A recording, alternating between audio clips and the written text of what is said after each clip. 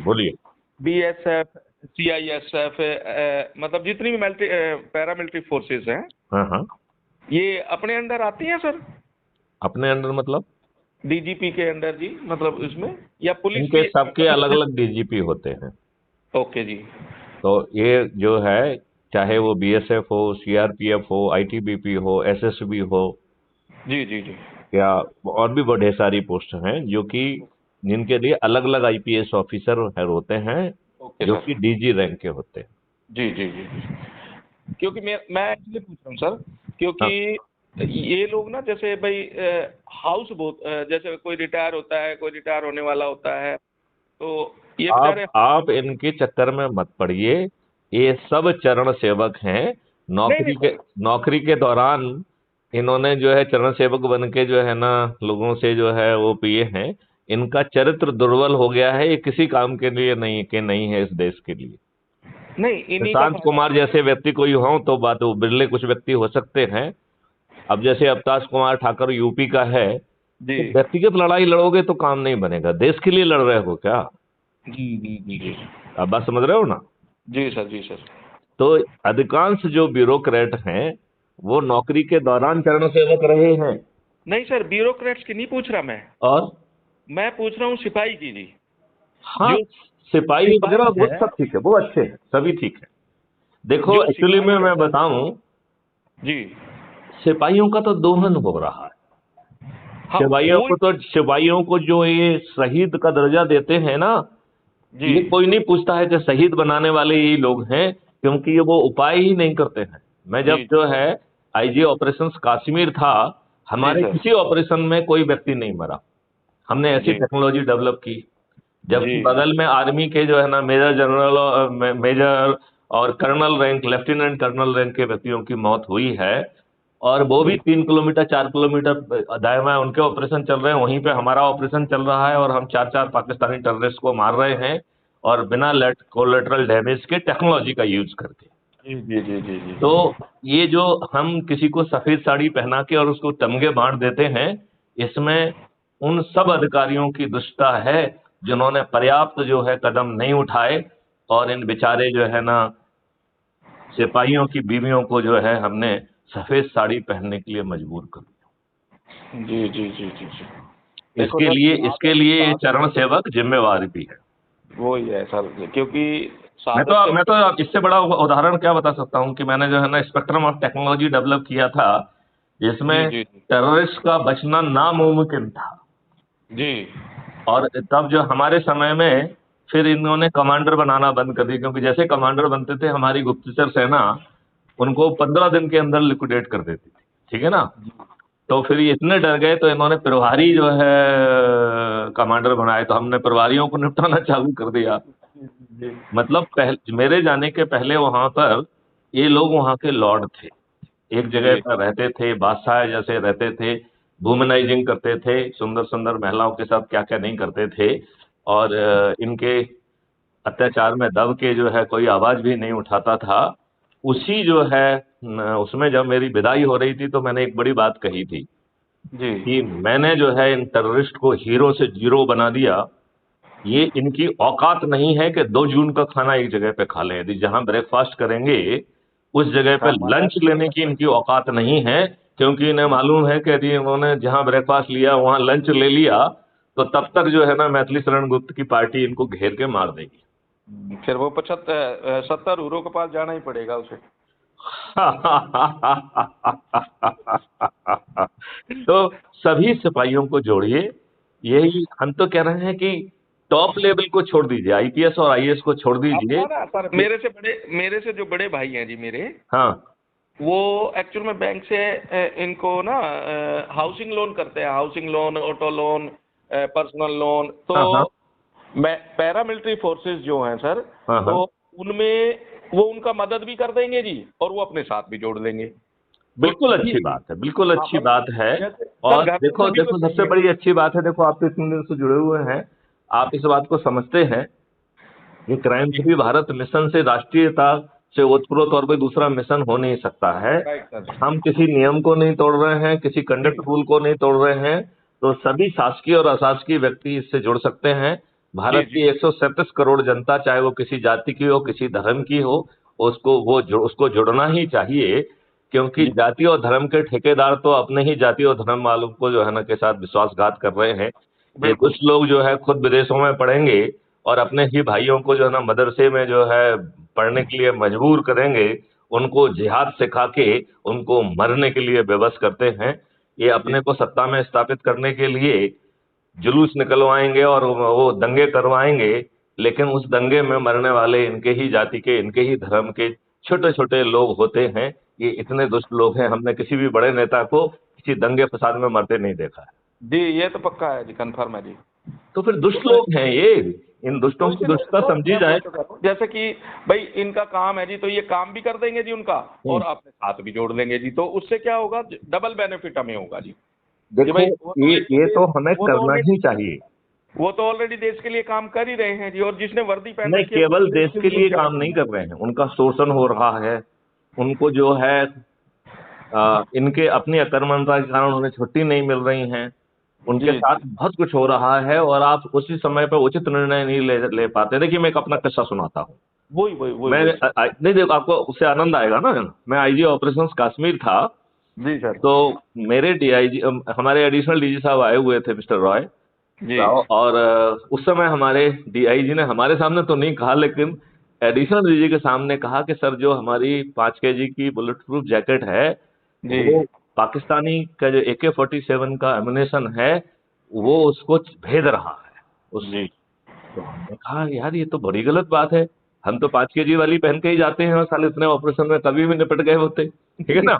जी तो जी मैंने वहीं बैठे बैठे हुक्म दिया कि जी 3 जो है बुलेट प्रूफ जैकेट को ले जाके फायरिंग रेंज में टेस्ट करके मुझे रिजल्ट दो। 15 मिनट में मेरे पास रिजल्ट आ गया कि तीनों बुलेट प्रूफ जैकेट जो है ना पियर्स हो गई, ठीक है ना, छिद जी गई। जी जी हमने सभी जो है 5 kg की जो जैकेट्स थी उनको वापस कर दिया, और हमने आदेश जारी किया कि हम में से हर कोई 18 किलो वाली जो है ना जैकेट पहनेगा, और मैथिली शरण गुप्त खुद भी 18 किलो वाली जैकेट पहने पूरे जी 18 महीने, समझे।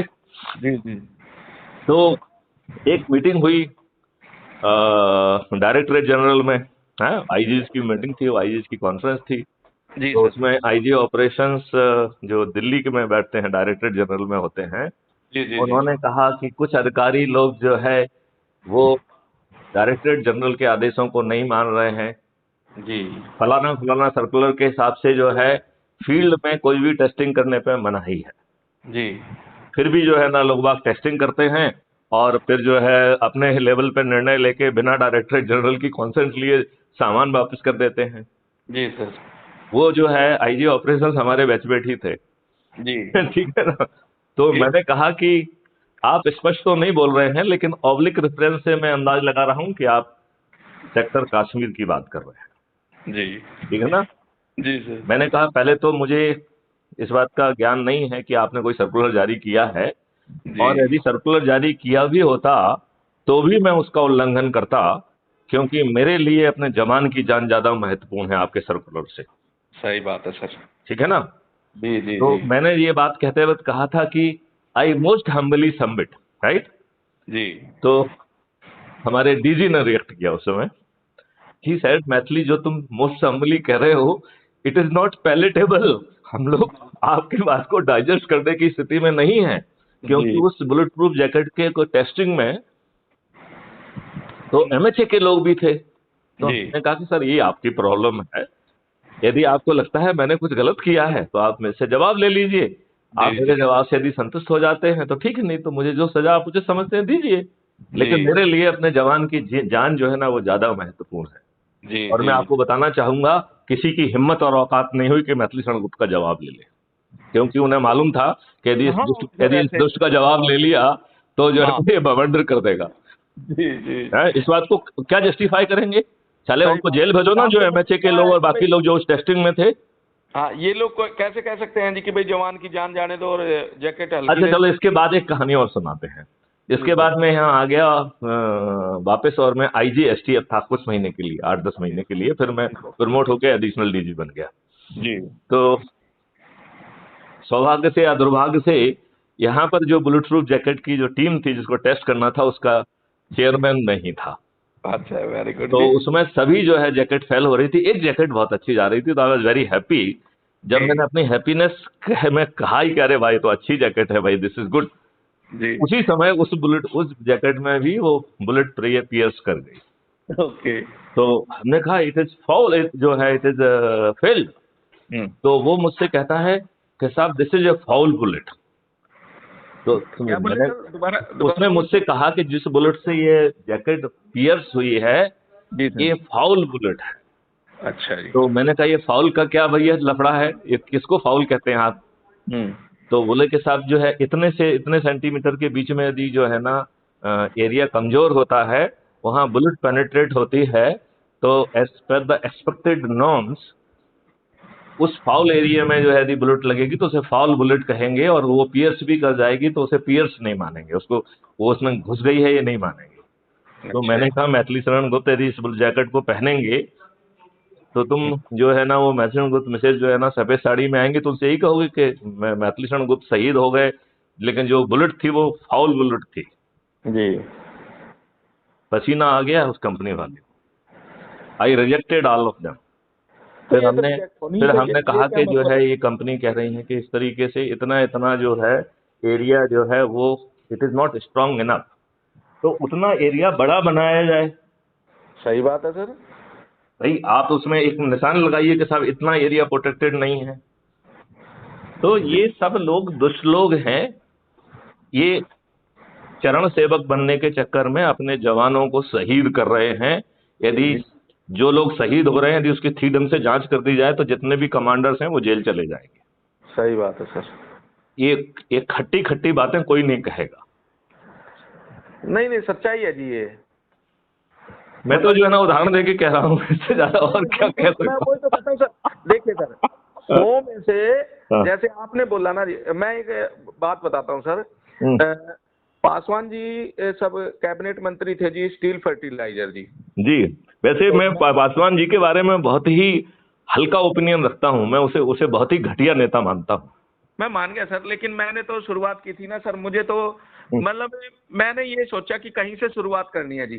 जी। तो मैंने तो बस ये कि देखा तो मैंने ये पढ़ा कि भाई ईमानदार नेता है तो इनके साथ लगना चाहिए। तो हम्म, मैंने अपनी ईमानदारी से काम किया जी। जी। तो 2008 की बात है सर, हम्म, दिल्ली में चुनाव था जी निगम हम्म, का। हम्म, तो मैंने जब चुनाव लड़ाया तो हम लोग चुनाव हार गए जी।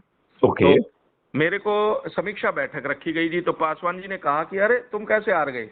मैंने कहा जी इसलिए हार गए, यहाँ कार्यकर्ता की कुत्ते जैसी इज्जत है जी, मैंने कहा। हम्म, और मैंने कहा आपसे मिलने की फीस 500 रुपये जो गेट पे तय हो जाती है जी। हम्म, वो आदमी 2,500 रुपये की सैलरी लेता है और वो आपकी मिलने की वो तय कर देता है जी। अब हम्म, कोई कुछ भी ले आए, आपको मारना हो तो उसे 2,000 दे दो तो वो आप आसानी से जा सकते हो जी। हम्म, तो बोले कि नहीं नहीं ऐसा नहीं है। मैंने कहा है ना जी, सुन लो। बोले नहीं हम नहीं सुनेंगे। मैंने कहा नहीं सुनो तो पकड़ो अपना माइक जी, हमारे लिए काम करने के लिए जगह बहुत है हम्म, और आपके लिए काम करने के लिए नेता बहुत हैं जी। हम्म, तो सर मुझे 3 दिन के बाद फिर बुलाया, मैं छोड़ के माइक दे के जी और चला आया जी। हम्म, तो उनको एक बंदा था जी हमारा अध्यक्ष, हम्म, वो गेट पे मिले जी मुझे, बोले क्या हो गया? मैंने कहा वीआरएस ले लिया मैंने जी। अच्छा। तो तो मैं आ गया जी गेट पे। तो 3 दिन के बाद पासवान जी ने मुझे बुलाया सर। हाँ, हाँ, मैंने छोड़ दिया जी सब कुछ हाँ, हाँ, और अपना ईमानदारी से करने लगा जी। मैंने कहा जी हम्म, जब आदमी कार्यकर्ता की बात नहीं सुनेंगे जी, तो हम्म, नीचे का ग्राउंड, मैं सर उस गली में उनकी जिंदाबाद करा रहा था हम्म, जिसमें वो सारी जिंदगी जिंदा रहते तो नहीं आते जी उस गली में।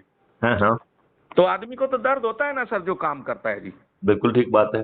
तो जब और नेता उनकी सुने ना, तो जिनके, मैंने कहा जी जैसे आप हमारे नेता हैं ऐसे ही हम भी तो किसी के नेता हैं जी। हम्म, अगर हमारी बात नहीं सुनी जाएगी तो हमारे वर्करों पे क्या फर्क पड़ेगा जी?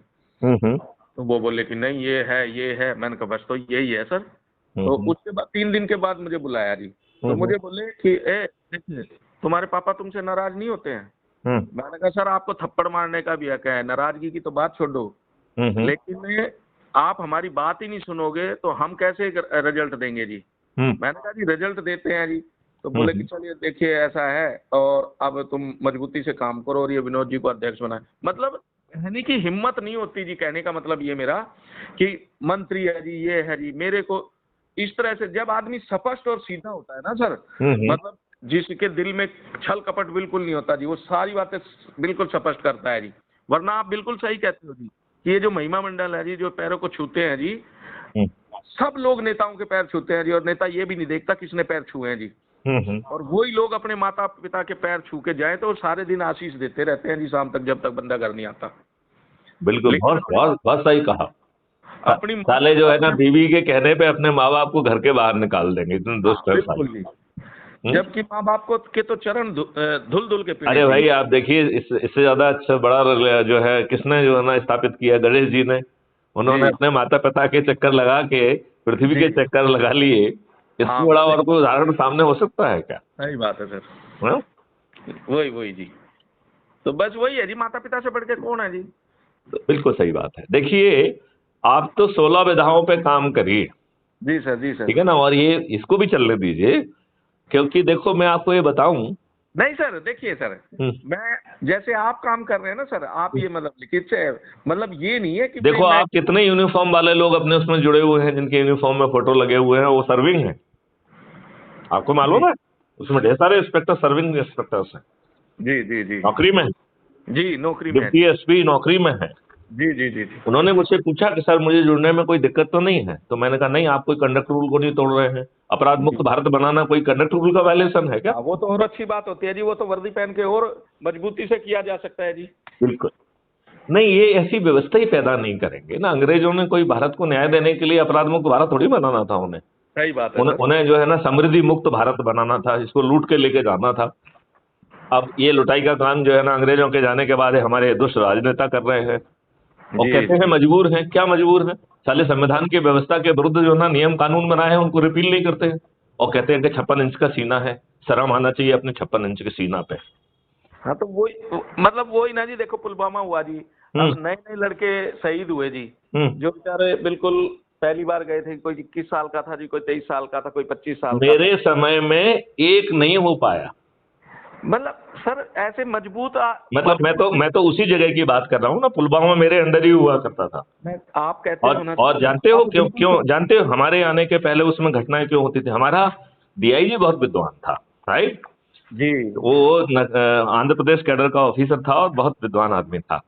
जी तो जी जी जैसे ही मैं गया तो उसने मुझे पूरा रेखागणित उसका समझाया, डायग्राम वायग्राम और टोपो सीट को उसने समझाया जी कि सर हमारे ऑपरेशन, हमारे ऊपर अटैक इसलिए होता है क्योंकि हमको ये कहा गया है कि डेप्थ में आर्मी प्रोटेक्ट कर रही है, जो प्रोटेक्ट नहीं करती है। जी सर। तो वहां से टेररिस्ट हमारे ऊपर अटैक करते हैं, हम जी जो है ना उनके सामने उसमें बैठे हुए हैं, और जी सिटिंग डक जैसे हम मरते हैं। बिल्कुल सर। तो मैंने कहा तुम्हारा क्या सॉल्यूशन है? बोले सर बहुत साधारण सॉल्यूशन है। मैंने कहा बताओ। बोले सर जो है हमारी कुछ बटालियन, जो एक पूरी बटालियन लगी हुई है, वो रेलवे प्रोटेक्शन में लगी है और रेलवे ट्रैक डेप्थ में जा रहा है। जी तो यदि हम जो है वो एक बटालियन की बजाय उसको रीडिस्ट्रीब्यूट कर दें, जिस बटालियन में रोड देख रहा है वही बटालियन जो है ना रेलवे ट्रैक को देखे उस जी पोर्शन में, तो डेप्थ को हम कमांड कर ले जाए। जी आई ऑर्डर्ड इमीडिएटली। जी हमारे समय पे जो है ना एक बटालियन का जो हटा के उसको पूरे एरिया में डिस्ट्रीब्यूट कर दिया कि जिस जिस जो बटालियन जो है ट्रैक को सिक्योर, जो रोड को सिक्योर करेगी, वही ट्रैक को सिक्योर करेगी। Right sir. और फिर जो है फोर्स को हमने कहा कि कहाँ कहाँ पे जो है हमें ऑपरेशन करने की जरूरत पड़ेगी, राइट? मतलब जी टेररिस्ट कहाँ ठहर सकते हैं, जी उनके सबके मैप बनाए गए। तो और जो है जिनकी एक आदमी एक ऑपरेशन नहीं करते थे, उनके बहुत कम आदमी छोड़ के पूरे आदमी जो है ना ऑपरेशन में भेज देते थे, और उसके पहले से रिहर्सल होकर रखी रहती थी। जी जी मतलब Maithili Sharan Gupt was a terror इन कश्मीर। एक मुझे इंफॉर्मेशन मिली कि टेररिस्ट जो है वो एक मंत्री के घर में था, राइट? जी तो मैंने वहाँ के आईजी को अपना फोन लगाया। मैंने कहा यार हमारे पास ये इंफॉर्मेशन है, बट चूंकि वो मंत्री है तो यदि हम ऑपरेशन करेंगे तो how it will impact you, हमें तो कोई इम्पैक्ट होगा नहीं, ठीक है ना? जी जी बीइंग लोकल आईजी तुम्हारे ऊपर क्या असर पड़ेगा? जी बोले सर करिए ऑपरेशन, कोई नहीं, कल मेरा ट्रांसफर हो जाएगा। तो मैंने कहा नहीं नहीं नहीं, फिर हम नहीं करेंगे। जब हमारे पास इतनी प्रिसाइज इंफॉर्मेशन आ रही है तो हम कल इसको जन मंत्री से कभी ना कभी तो घर के बाहर निकलेगा, हम उस दिन ठोक देंगे इसको, क्या दिक्कत है? जी जी जी। हाँ सही बात है जी, वो तो मंत्री जी के, बल्कि वो तो मंत्री जी की सिक्योरिटी में है जी। मैंने उसका क्या करा था जी। चलो संजय, एक बार फिर से दीपावली की शुभकामनाएं। आपका एकदम बिल्कुल अच्छा प्रोजेक्ट है, उसे एकदम जोर से चलाइए। ठीक है सर, थैंक चलिए, यू। है ना, चलो, जय हिंद, जय Bharat, Vande Mataram, once again happy Deepawali. फिर से जो है ना संकल्प करो कि हम जो है शुद्ध चरित्र के राजनेताओं को पक्का हराएंगे। जय हिंद, जय भारत, वंदे मातरम। वंदे मातरम सर।